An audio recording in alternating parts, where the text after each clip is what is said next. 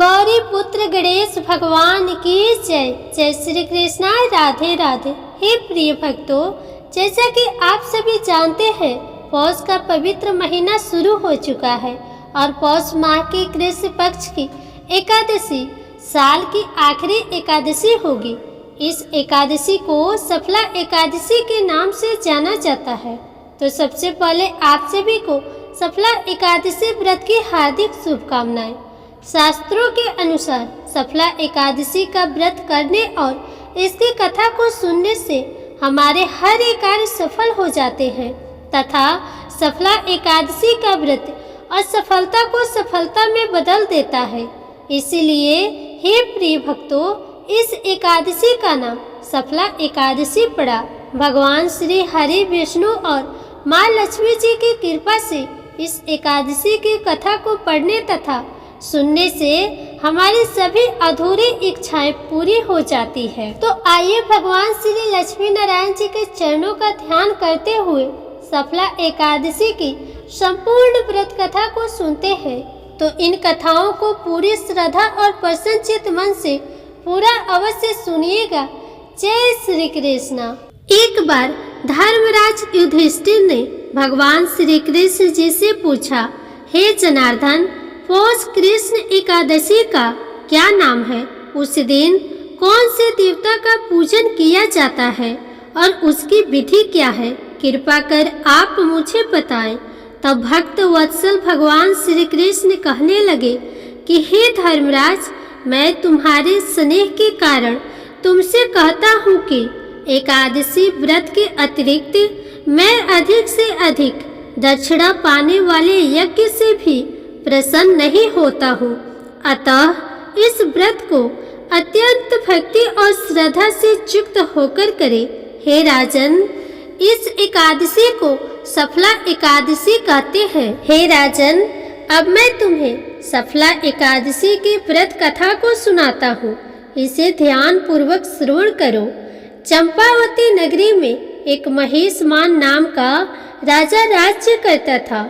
उसके 4 पुत्र थे। उन सब में लुम्बक नाम वाला बड़ा राजपुत्र महापापी था। वह पापी सदा पर स्त्री और वैश्यागमन तथा दूसरे बुरे कर्मों में अपने पिता का धन नष्ट किया करता था। सदैव ही देवताओं, ब्राह्मणों और वैष्णवों की निंदा किया करता था। जब राजा को अपने बड़े पुत्र के ऐसे कुकर्मों का पता चला तो उन्होंने उसे अपने राज्य से निकाल दिया। तब वह विचार करने लगा कि अब मैं कहाँ जाऊँ और क्या करूँ। अंत में उसने चोरी करने का निश्चय किया। दिन में वह वन में रहता और रात्रि को अपने पिता की नगरी में चोरी करता तथा प्रजा को तंग करने और उन्हें मारने का कुकर्म करता। कुछ समय पश्चात सारी नगरी भयभीत हो गई। वह वन में रहकर पशु आदि को मारकर खाने लगा। नागरिक और राज्य के कर्मचारी उसे पकड़ लेते, किंतु राजा के भय से उसे छोड़ भी देते थे। वन में एक अति प्राचीन विशाल पीपल का वृक्ष था। लोग उसकी भगवान के समान पूजा करते थे। उसी वृक्ष के नीचे वह महापापी लुम्बक रहा करता था। इस वन को लोग देवताओं की क्रीड़ा स्थली मानते थे। कुछ समय पश्चात पौष कृष्ण पक्ष की 10वीं के दिन वह वस्त्रहीन होने के कारण शीत के चलते सारी रात सो नहीं सका। उसके हाथ पैर अकड़ गए। सूर्योदय होते होते वह मूर्छित हो गया और दूसरे दिन एकादशी को मध्याह्न के समय सूर्य की गर्मी पाकर उसकी मूर्छा दूर हुई। गिरता पड़ता वह भोजन की तलाश में निकल पड़ा। पशुओं को मारने में अब वह समर्थ नहीं था। अतः पेड़ों के नीचे गिरे हुए फलों को उठाकर वापस उसी पीपल के वृक्ष के नीचे आ गया। उस समय तक सूर्यास्त हो चुका था। वृक्ष के नीचे फल रखकर कहने लगा कि हे भगवान, अब मैं इन फलों का क्या करूं? अब मैं ये फल आपको ही अर्पण करता हूँ। आप ही तृप्त हो जाइए। उस रात्रि को भी दुख के कारण उसे नींद नहीं आई। उसके द्वारा अनजाने में ही इस उपवास और जागरण से भगवान अत्यंत प्रसन्न हुए और उसके सारे पाप नष्ट हो गए। दूसरे दिन प्रातः एक अति सुंदर घोड़ा और अनेक सुंदर वस्त्रों से सजा हुआ उसके सामने आकर खड़ा हो गया। उसी समय आकाशवाणी हुई कि हे राजपुत्र, श्री नारायण की कृपा से तेरे सारे पाप नष्ट हो गए हैं। अब तू अपने पिता के नगर में जाकर राज प्राप्त कर। ऐसी वाणी सुनकर वह अत्यंत प्रसन्न हुआ और दिव्य वस्त्र धारण करके भगवान आपकी जय हो ऐसा कहकर अपने पिता के पास गया और उसके पिता ने उसे प्रसन्न होकर उसे समस्त राज्य का भार सौंप दिया और वन की ओर चले गए। अब लुम्पक सहस्त्र अनुसार राज्य करने लगा। उसके स्त्री पुत्र आदि सारा कुटुंब भगवान नारायण का परम भक्त हो गया। वृद्ध होने पर वह भी अपने पुत्र को राज्य का भार सौंपकर वन में तपस्या करने चला गया और अंत समय में वैकुंठ को प्राप्त हुआ। अतः जो भी मनुष्य इस परम पवित्र सफला एकादशी का व्रत करता है उसे अंत में मुक्ति मिलती है। जो नहीं करते वे पूंछ और सींगों से रहित समान है। इस एकादशी के महात्म्य को पढ़ने से अथवा श्रवण करने से मनुष्य को अश्वमेघ यज्ञ का फल मिलता है। आज के दिन तुलसी जी का पौधा अवश्य लगाना चाहिए। हे धर्मराज, अब मैं तुम्हें इस व्रत की विधि को बताता हूँ, इसे ध्यान पूर्वक सुनो। जिस प्रकार नागों में शेषनाग, पक्षियों में गरुड़, सब ग्रहों में चंद्रमा, यज्ञों में अश्वमेघ यज्ञ और देवताओं में भगवान विष्णु सर्वश्रेष्ठ है, उसी तरह सब व्रतों में एकादशी का व्रत श्रेष्ठ है। जो मनुष्य सदैव एकादशी का व्रत करते हैं वे मुझे परम प्रिय हैं। मेरी पूजा के लिए ऋतु के अनुकूल फल, नारियल, नींबू, नैवेद्य आदि 16 वस्तुओं का संग्रह करें। इस सामग्री से मेरी पूजा करने के बाद रात्रि जागरण करें। इस एकादशी के व्रत के समान यज्ञ, तीर्थ, दान, तप तथा और कोई दूसरा व्रत नहीं है। 5000 वर्ष तप करने से जो फल मिलता है उससे भी अधिक सफला एकादशी व्रत करने से मिलता है। आज के दिन भगवान विष्णु को तुलसी की पत्ती डालकर खीर का भोग अवश्य लगाना चाहिए। आज के दिन गाय बछड़े का पूजन अवश्य करें तथा भूलकर भी क्रोध नहीं करना चाहिए। जो मनुष्य सब विधि विधान से सफला एकादशी का व्रत रखता है उसकी सभी मनोकामनाएं पूर्ण हो जाती है। प्रेम से बोलिए श्री लक्ष्मी नारायण भगवान की जय। आइए अब एकादशी व्रत की दूसरी कथा को सुनते हैं। इस कथा को सुनने से सभी मनोकामनाएं पूर्ण हो जाती है। रमा नाम की एक स्त्री थी जो किसी गांव में रहती थी। 5-6 बरस उसकी शादी को हो गए थे, लेकिन अभी तक कोई संतान नहीं थी। एक बार श्री राधा अष्टमी का उत्सव आया। गांव की सभी औरतें बरसाना जा रही थी। औरतों ने कहा, तुम भी बरसाना चलो, राधा रानी बड़ी दयालु है, तुम्हारी गोद जरूर भरेंगी। वह कभी भी 7-8 दिनों के लिए अपने घर से बाहर नहीं रही थी। उसके पति और सास ने भी उसे जाने की आज्ञा दे दी। बस उसके मन ने ठान लिया था कि राधा रानी मेरी गोद जरूर भरेंगी। जिस दिन उसे बरसाना जाना था उसी दिन उसके पैरों में चोट लग गई, चला भी नहीं जा रहा था। फिर भी वह स्त्रियों के संग यात्रा पर चल पड़ी। सारे रास्ते ट्रेन में राधा कृष्ण का जाप कीर्तन चलता रहा। इस प्रकार सभी स्त्रियों के साथ वह बरसाना पहुंच गई। सभी नहा धोकर राधा जी के मंदिर में जाने के लिए तैयार हुई। राधा जी के महल में जब जाते हैं तो ऊपर बहुत सी सीढ़ियाँ चढ़नी पड़ती है। जैसे ही सीढ़ियाँ चढ़ने लगी वह स्त्रियों को बोली कि तुम लोग आगे आगे चलो, मैं धीरे धीरे आ रही हूँ। पैर में चोट लगने की वजह से चला नहीं जा रहा था। 2-4 सीढ़ियाँ चढ़ने के बाद उसका पैर मुड़ गया और वह नीचे गिरने लगी। तभी एक 7-8 साल की कन्या ने उसका हाथ पकड़ लिया। रमा बोली, बेटी, आज अगर तुम ना होती तो मैं नीचे गिर गई होती। वह कन्या बोली, मैया, ऐसे कैसे गिर जाने देती मैं तुम्हें। रमा ने पूछा, बेटी, तुम्हारा क्या नाम है। वह बोली, लाडो नाम है मेरा, यहीं पास में रहती हूँ। वे दोनों सीढ़ियों पर बैठ गई। लाडो कहने लगी, मैया, मेरे लिए क्या लाई हो। ना कोई जान, ना कोई पहचान, और लाडो ऐसी बातें कर रही है। रमा ने सोचा। फिर रमा ने कहा, लाडो, मैं कल तुम्हारे लिए लेकर आऊँगी, तुम्हें क्या पसंद है। लाडो बोलती है, मुझे नथ, गले का हार, कान के कुंडल, चूड़ियाँ, मेहंदी, घाघरा चोली, यह सब पसंद है, कुछ भी ले आना। इतना कहकर वह भाग गई। जैसे तैसे रमा भी मंदिर के दर्शन करके लौट आई। वापिस जाकर उस कन्या के बारे में सोचने लगी और बाजार जाकर उसने गले का हार और चूड़ियाँ उसके लिए खरीदी। अगले दिन वहीं जहाँ मिले थे वह लाडो उसका इंतजार करती मिली। चूड़ियाँ और गले का हार जैसे उसे दिया, वह बोली, बस इतनी सी ही, और चीजें नहीं लाई, और वह मुंह फुलाकर बैठ गई। तब रमा बोली, अभी मैं 8 दिनों के लिए यहीं हूँ, रोज तुम्हारे लिए कुछ न कुछ लाया करूँगी।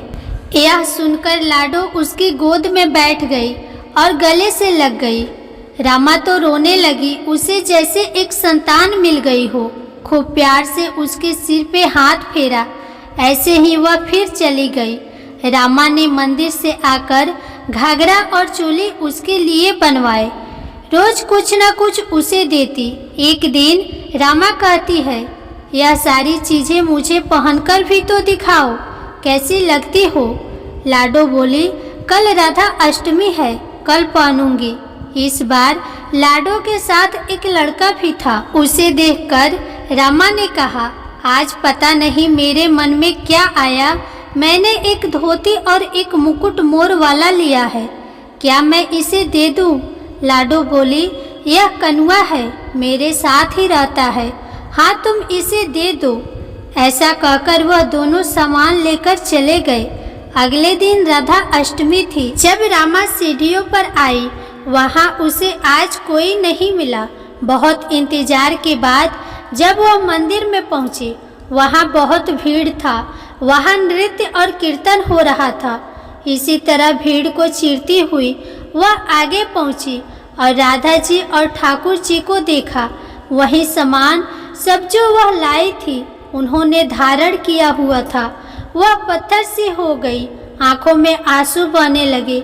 बात समझते देर न लगी कि वह लाडो राधा रानी और कन्वा श्री कृष्ण जी हैं। स्वयं जगत के पालनहार उसके पास आते हैं।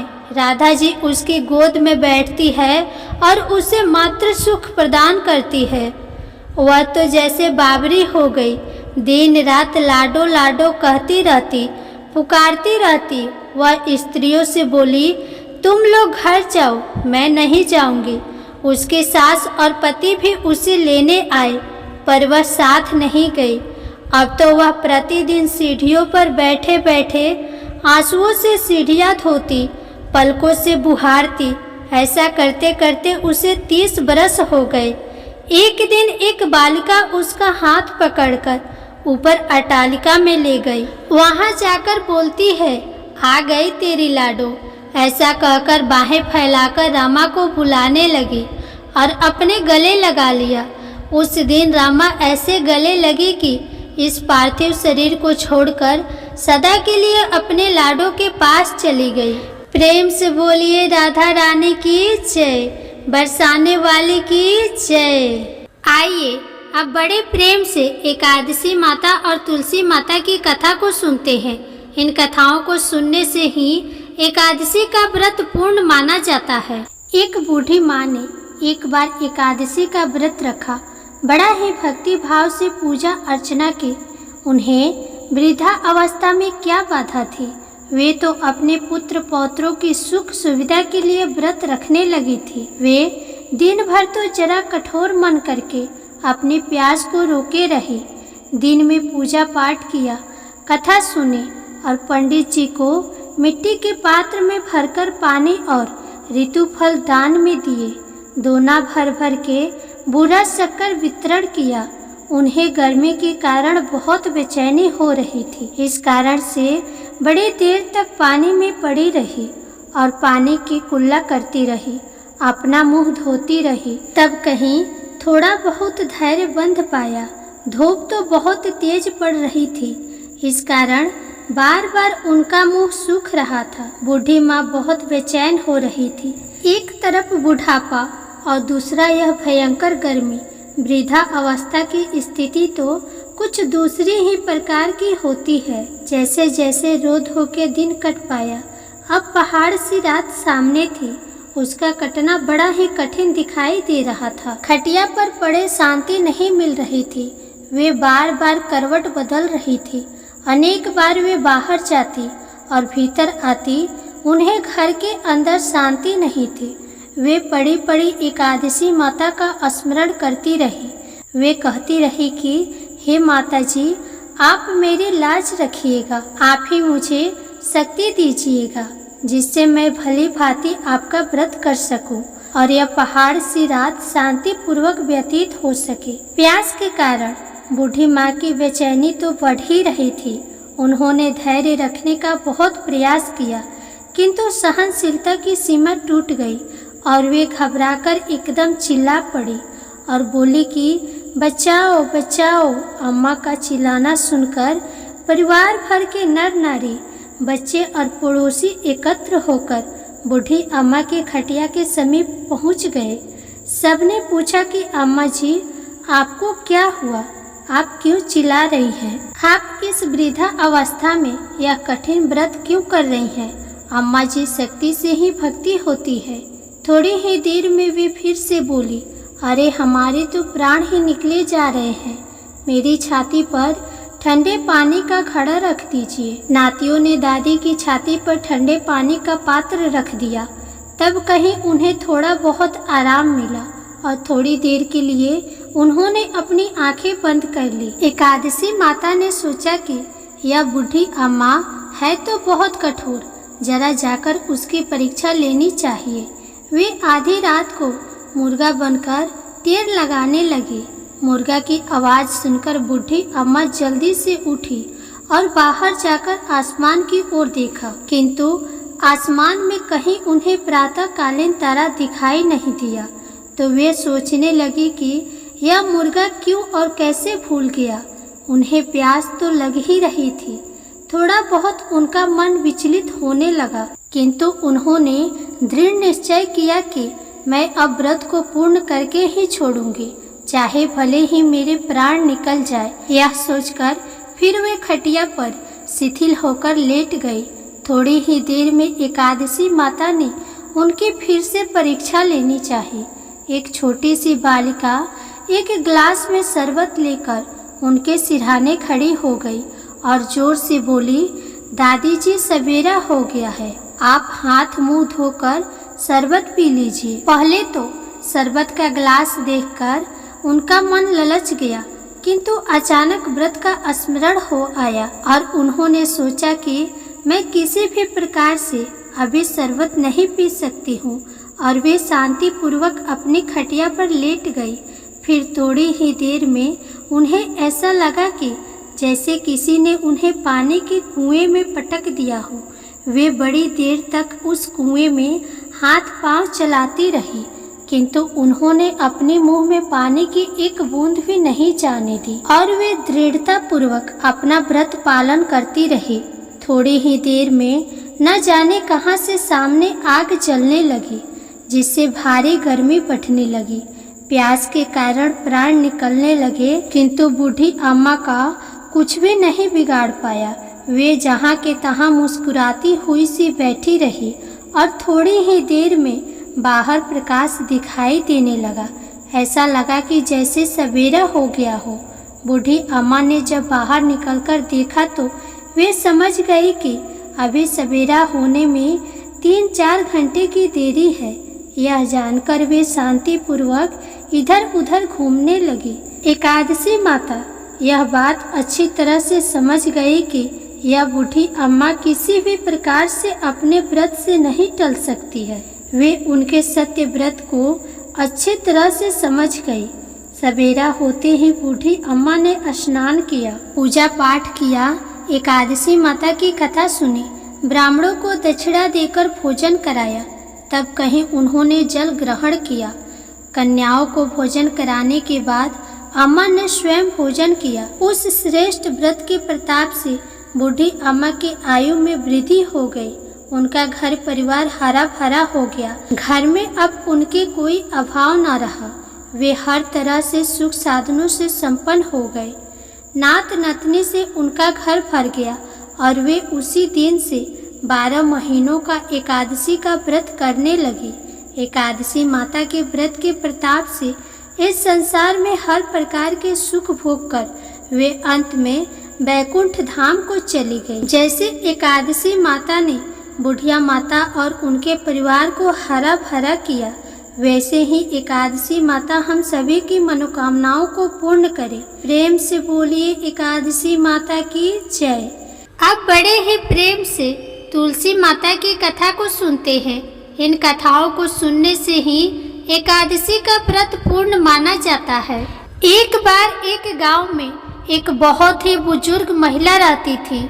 वह बहुत ही पूजा पाठ किया करती थी। वह रोज तुलसी माँ की पूजा करती थी और वह बुजुर्ग महिला रोज तुलसी माता से कहती, हे तुलसी माँ, तुम मुझे बहू दे, पीताम्बर की धोती दे, मीठा मीठा घास दे, बैकुंठ में वास दे, चटक की चाल दे, पटक की मौत दे, चंदन का काठ दे, रानी सा राज दे, दाल भात का भोजन दे, 11 की मौत दे और कृष्ण जी का कंधा दे। वह बुजुर्ग महिला हर महीने में तुलसी माता की पूजा करती और उनके बिरले को रोज सींचती। तुलसी माता बुजुर्ग महिला की बात सुनकर धीरे धीरे सूखने लगी। तभी भगवान श्री कृष्ण जी ने देखा कि तुलसी माता सूख रही है और तभी एक दिन भगवान श्री कृष्ण तुलसी माता जी के पास प्रकट हुए और भगवान श्री कृष्ण जी ने तुलसी माता से पूछा, तुम क्यों सूख रही हो? सभी महिलाएं तुम्हारी पूजा करती है और तुमको रोज सींचती है, लेकिन फिर भी तुम रोज सूखती जा रही हो। इसका कारण क्या है? जिसके बाद तुलसी माता ने भगवान श्री कृष्ण जी से कहा कि हे प्रभु, एक बुजुर्ग महिला मेरे पास रोज आती है और रोज एक ही बात बोलती है, हे तुलसी माता, सबकी दाता, मैं तेरा बिरला सींचती हूँ, तुम मुझे बहू दे, पीताम्बर की धोती दे, मीठा मीठा घास दे, बैकुंठ में वास दे, चटक की चाल दे, पटक की मौत दे, चंदन का काठ दे, रानी सा राज दे, दाल भात का भोजन दे, 11 की मौत दे और कृष्ण जी का कंधा दे। मैं उस बुजुर्ग महिला की सारी मनोकामनाएं पूरी कर सकती हूँ, लेकिन उसकी एक मनोकामना पूरी नहीं कर सकती। मैं कृष्ण जी का कंधा कहाँ से दूंगी? भगवान श्री कृष्ण जी तुलसी माता की बात सुनकर जोर जोर से हंसने लगे और फिर भगवान श्री कृष्ण जी ने तुलसी माता जी से कहा कि तुम चिंता मत करो, जब वह बुजुर्ग महिला की मृत्यु होगी तब मैं मौके पर आकर उसे कंधा दे दूंगा। अब जब वह बुजुर्ग महिला पूजा करने आए तो कह देना कि तुम्हें सब कुछ मिल जाएगा। कुछ दिनों बाद वह वृद्ध महिला ठोकर खाकर रास्ते में गिरकर मर गई। पूरे गांव के सभी लोग आए और उस महिला को सभी लोग धर्मात्मा मानते थे। उसको तुलसी जी की टोकरी कहते थे। उसके परिवार में कोई भी नहीं था, इसलिए गांव वालों ने ही उसके अंतिम संस्कार करने की योजना बनाई और उसे नहलाकर जब बैकुंठी पर बैठाने के लिए उसे उठाने लगे तो उसके मृत शरीर इतना भारी हो गया था कि उसे कोई उठा नहीं पाया। यह सब देखकर वहाँ के सभी लोग तरह तरह की बातें करने लगे और कहने लगे कि यह इतना पूजा पाठ करती थी, हर समय माला फेरती थी, इसलिए यह इतनी भारी हो गई है। वहीं पूरी गांव में चर्चा होने लगी कि डोकरी माई कोई भक्ति नहीं करती थी, यह छल कपट करती थी। हम जिसे धर्मात्मा समझते थे वह पापी है, जो कि किसी से भी नहीं उठ पा रही है। यह इसके कर्मों की सजा है।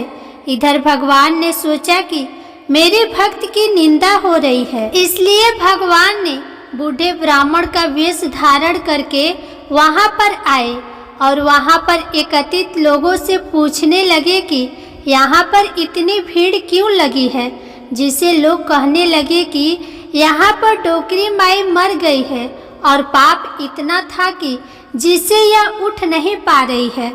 सब उठाकर थक गए। तब ब्राह्मण ने कहा, मुझे एक बार डोकरी के कानों में कहने दो, फिर वह देखो कैसे उठती है। तो सभी लोगों ने कहा कि आप भी प्रयास करके देख लीजिए। तब भगवान ने उस वृद्ध महिला के कानों में कहा कि हे डोकरी माई, देखो मैं आ गया। और जो डोकरी पूजा करते समय शब्द कहती थी, वह शब्द उसके कानों में कहने लगे, तू बिरला सिचू तेरा, मैं करूँ निस्तारा मेरा। डोकरी माई बहू ले, बेटी ले, पोता ले, लड्डू ले, पीताम्बर की धोती ले, गहना ले, घी का घड़ा ले, मीठा मीठा खीर और पूड़ी ले, दाल भात का भोजन ले, धन दौलत ले, रानी सा राज ले, तुलसी जी का पत्ता ले, मुंह में गंगा जल ले, 11 को दिल ले, चंदन का दाग ले, कृष्ण जी का कंधा ले। इतना सुनते ही डोकरी हल्की हो गई। भगवान ने बोला, आओ और इसको उठाओ। भगवान ने हाथ लगाया और डोकरी माई उठ गई। सबको बड़ा आश्चर्य हुआ। उसे खूब धूमधाम से ले जाया गया। भगवान उसे अपने कंधे पर ले गए। पूरे गांव में उसकी चर्चा होने लगी, जिससे उसको मुक्ति मिल गई और वह वैकुंठ में चली गई। सभी लोग देखते रह गए। सभी लोगों ने देखा कि शमशान घाट तक तो ब्राह्मण साथ ही आया था, लेकिन अब वह दिखाई नहीं दे रहा है। इससे लोगों को समझ में आ गया कि वह कोई और नहीं, स्वयं भगवान ही बूढ़े ब्राह्मण के रूप में आए थे। बोलिए श्री तुलसी शालिग्राम की जय। बोलिए श्री लक्ष्मी नारायण भगवान की जय। बोलिए श्री राधा कृष्ण भगवान की जय। आइए अब एकादशी व्रत को पूर्ण करने वाले गणेश भगवान की कथा को सुनते हैं। एक समय की बात है, एक बुढ़िया माई अपने परिवार के साथ रहती थी। बुढ़िया माई विष्णु भगवान की परम भक्त थी। वह हमेशा दोनों पक्षों की एकादशी का व्रत करती थी और कथा सुनती थी। उन्होंने कभी भी व्रत में गणेश भगवान की कथा न कही न सुनी, जिस कारण उनका व्रत अधूरा रह गया। परंतु बुढ़िया माई इस बात से अनजान थी। उनको लगता था कि वह तो पूरा व्रत कर रही है और उनके व्रत के पुण्य से उनको वैकुंठ लोक की प्राप्ति अवश्य होगी। देखते ही देखते बुढ़िया माई की मृत्यु हो गई। उन्हें लेने यमलोक के दूत आए। वह देखकर घबरा गई और बोली, मैंने जीवन भर विष्णु भगवान की भक्ति श्रद्धा भाव से किया, एकादशी का व्रत किया, मुझे तो लेने वैकुंठ लोक का विमान आएगा, मैं आपके साथ नहीं चलूंगी। इतना कहकर बुढ़िया माई रोने लगी और विष्णु भगवान को पुकारने लगी। विष्णु भगवान गरुड़ पर सवार होकर बुढ़िया माई के पास आए और बोले, बुढ़िया माई, तूने तो पूरी श्रद्धा से व्रत किया, परंतु तुमने व्रत में कभी भी गणेश भगवान की कथा न कही न सुनी, जिस कारण तेरा व्रत अधूरा रह गया। बुढ़िया माई विष्णु भगवान से जीवन दान मांगने लगी ताकि वह एकादशी का व्रत करके उसका पूरा पुण्य प्राप्त कर सके। इस प्रकार बुढ़िया माई को विष्णु भगवान ने 2 साल के लिए फिर से जीवित कर दिया। अब बुढ़िया माई जीवित होते ही गणेश भगवान का नित्य नियम निभाना चालू कर दिया। अब जब भी एकादशी का व्रत करती तो सबसे पहले एकादशी व्रत की कथा सुनती, फिर अंत में गणेश भगवान की कथा सुनने लगी। गणेश भगवान की कृपा से एकादशी का पूरा पुण्य बुढ़िया माई को प्राप्त हुआ। बुढ़िया माई की तपस्या से गणेश भगवान प्रसन्न हुए और बुढ़िया माई के सामने प्रकट होकर बोले, बुढ़िया माई, तुमने मेरे नित्य नियम के साथ ही व्रत में श्रद्धा पूर्वक कथा सुनी है, इसलिए मैं तुम पर अत्यंत प्रसन्न हूँ। मैं तुम्हें आशीर्वाद देता हूँ कि जब तक यह पृथ्वी रहेगी तब तक तुम्हारी इस तपस्या का गुणगान लोग करते रहेंगे। साथ ही एकादशी व्रत में तुम्हारी इस भक्ति की कथा को जो भी मनुष्य प्रेम पूर्वक सुनेगा उसको व्रत का संपूर्ण फल प्राप्त होगा। गणेश भगवान बुढ़िया माई पर प्रसन्न होकर बुढ़िया माई का घर अन्न धन से भर दिया। साथ ही रिद्धि सिद्धि का आवाज करके अंतर ध्यान हो गए। 2 साल बीतने पर बुढ़िया माई की मृत्यु हुई। इस बार उन्हें लेने वैकुंठ लोक का विमान आया। बुढ़िया माई को पूरे मान सम्मान के साथ वैकुंठ लोक ले जाया गया। इस गणेश भगवान की कृपा से बुढ़िया माई का घर अन्न धन से भर गया और मरने के बाद वैकुंठ धाम का वास मिला। हे गणेश जी महाराज, जैसे आपने बुढ़िया माई पर प्रसन्न हुए, बुढ़िया माई के व्रत को पूर्ण किया, उसके घर को अन्न धन से भर दिया, वैसे ही एकादशी व्रत करने वालों को भी पूरा फल देकर उनका घर अन्न धन से भर देना। प्रेम से बोलिए गणेश भगवान की जय। अब सुनिए लप्सी और तपसी की कहानी। एक लप्सी था, एक तपसी था। तपसी हमेशा भगवान की तपस्या करता था, लेकिन उसे चोरी करने की आदत थी। लप्सी हमेशा सवा सेर की लप्सी बनाता और सबसे पहले भगवान को भोग लगाता, उसके बाद में स्वयं भोजन करता। दोनों भाइयों का यही नियम था। एक दिन किसी बात को लेकर दोनों भाइयों में कहा सुनी हो गई। तपसी कहने लगा कि मैं रोजाना भगवान की तपस्या करता हूँ, इसीलिए मैं बड़ा हूँ। तो लप्सी बोला कि मैं रोज भगवान को सवा सेर का लप्सी का भोग लगाता हूँ, इसीलिए मैं बड़ा हूँ। ऐसा कहते हुए दोनों जोर जोर से लड़ने लगे। तभी वहाँ से नारद जी गुजर रहे थे। दोनों को लड़ता हुआ देखकर वहाँ आए और उनसे पूछा कि तुम दोनों लड़ क्यों रहे हो। तो दोनों ने अपने आप को बड़ा बताया और साथ में बड़ा होने का कारण भी बताया। तो नारद जी बोले कि इसका फैसला मैं कर दूंगा, कल आकर बता दूंगा कि कौन बड़ा है। दूसरे दिन लप्सी और तपसी नहाकर अपने रोज की भक्ति करने आए। तो नारद जी ने छुपकर 1.25 करोड़ की एक एक अंगूठी उन दोनों के आगे रख दी। जैसे ही भक्ति करते हुए तपसी की नज़र उस अंगूठी पर पड़ी तो उसने चुपचाप से उठाई और अपने पैर के नीचे दबा दी। लप्सी की नज़र अंगूठी पर पड़ी, लेकिन उसने ध्यान नहीं दिया। उसने पहले भगवान को भोग लगाया और फिर स्वयं भोजन करने के लिए बैठ गया। थोड़ी ही देर बाद नारद जी सामने आए तो दोनों ने पूछा कि अब बताओ हम दोनों में से कौन बड़ा है। तो नारद जी ने तपसी से कहा, तपस्या तो तुम करते हो, इतनी तपस्या करने के बाद भी तुम्हारी चोरी करने की आदत नहीं गई। यह अंगूठी मैंने ही तुम दोनों के आगे रखी थी। मैं ये देखना चाहता था कि तुम दोनों में से किनके मन में लालच है। तो तूने तो अंगूठी दिखाई पड़ते ही झट से अपने पैर के नीचे दबा ली, लेकिन लप्सी का ध्यान अंगूठी पर जाने के बाद भी लप्सी ने अंगूठी को नहीं उठाया और ना ही ध्यान दिया। उसने सिर्फ अपने भगवान में ही ध्यान रखा, उन्हें भोग लगाया और बाद में भोजन करने लगा। इसलिए लप्सी बड़ा है और तुम्हें तुम्हारी तपस्या का कोई भी फल नहीं मिलने वाला। जितनी चाहे मर्जी तुम तपस्या कर लो, तुम्हें इसका कोई भी फल नहीं मिलेगा। तो तपसी को यह सुनकर बहुत ही दुख हुआ और वह शर्मिंदा होकर नारद जी से माफ़ी मांगने लगा कि आज तक मेरी गलती माफ़ करो और मुझे बताओ कि मेरी तपस्या का फल कैसे मिलेगा। आज के बाद कभी भी मैं चोरी नहीं करूँगा। तो नारद जी ने कहा कि यदि कोई गाय या कुत्ते के लिए रोटी नहीं बनाएगा तो उसका फल तुझे मिलेगा। यदि कोई व्यक्ति ब्राह्मण को भोजन करवाकर उसे दक्षिणा नहीं देगा तो उसका फल भी तुझे ही मिलेगा।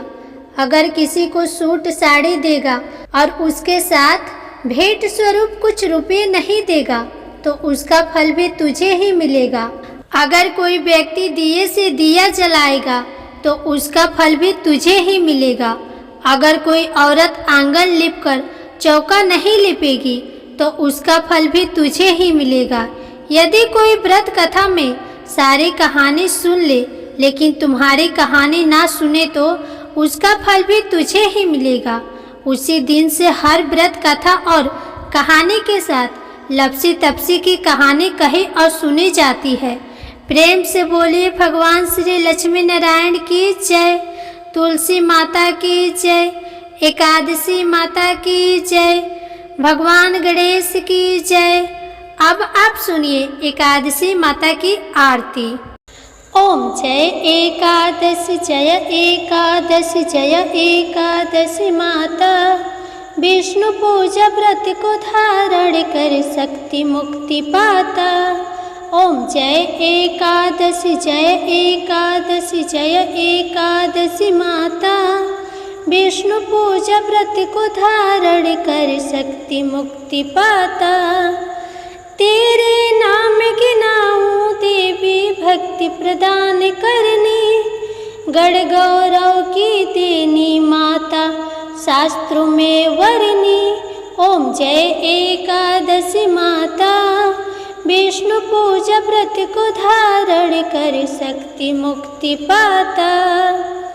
मार्गशीर्ष के कृष्ण पक्ष की उत्पन्ना विश्व तारिणी जन्मी, शुक्ल पक्ष में हुई मोक्षदा मुक्तिदाता बन आई। ओम जय एकादशी माता, विष्णु पूजा व्रत को धारण कर शक्ति मुक्ति पाता। पौष के कृष्ण पक्ष की सफला नामक है, शुक्ल पक्ष में होए पुत्रदा आनंद अधिक रहे। ओम जय एकादशी माता, विष्णु पूजा व्रत को धारण कर शक्ति मुक्ति पाता। नाम सटतीला माघ मास में कृष्ण पक्ष आवे, शुक्ल पक्ष में जया कहावे विजय सदा पावे। ओम जय एकादशी माता, विष्णु पूजा व्रत को धारण कर शक्ति मुक्ति पाता। चैत्र शुक्ल में नाम कामदा धन देने वाली, नाम वरुथनी कृष्ण पक्ष में वैशाख माह वाली। ओम जय एकादशी माता, विष्णु पूजा व्रत को धारण कर शक्ति मुक्ति पाता। शुक्ल पक्ष में होए मोहिनी अपरा ज्येष्ठ कृष्ण पक्षी, नाम निर्जला सब सुख करनी शुक्ल पक्ष रखी। ओम जय एकादशी माता, विष्णु पूजा व्रत को धारण कर शक्ति मुक्ति पाता। जोगिनी नाम आषाढ़ में जानो कृष्ण पक्ष करनी, देव शैनी नाम कहायो शुक्ल पक्ष धरनी। ओम जय एकादशी माता, विष्णु पूजा व्रत को धारण कर शक्ति मुक्ति पाता। कामिका श्रावण मास में आवे कृष्ण पक्ष कहिए, श्रावण शुक्ल होए पवित्र आनंद से रहिए। ओम जय एकादशी माता, विष्णु पूजा व्रत को धारण कर शक्ति मुक्ति पाता। अजा भाद्रपद कृष्ण पक्ष की परवर्तिनी शुक्ला, इंद्र आश्विन कृष्ण पक्ष में व्रत से भव सागर निकला। ओम जय एकादशी एकादशी माता, विष्णु पूजा व्रत को धारण कर शक्ति मुक्ति पाता।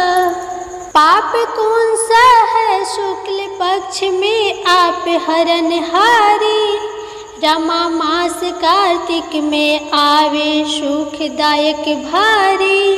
ओम जय एकादशी माता, विष्णु पूजा व्रत को धारण कर शक्ति मुक्ति पाता।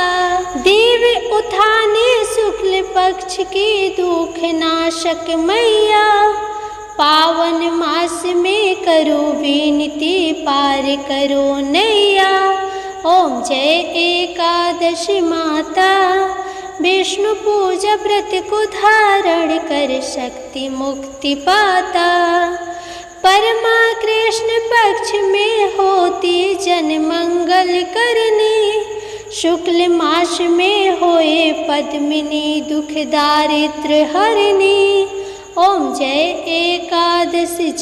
एकादशी माता, विष्णु पूजा व्रत को धारण कर शक्ति मुक्ति पाता।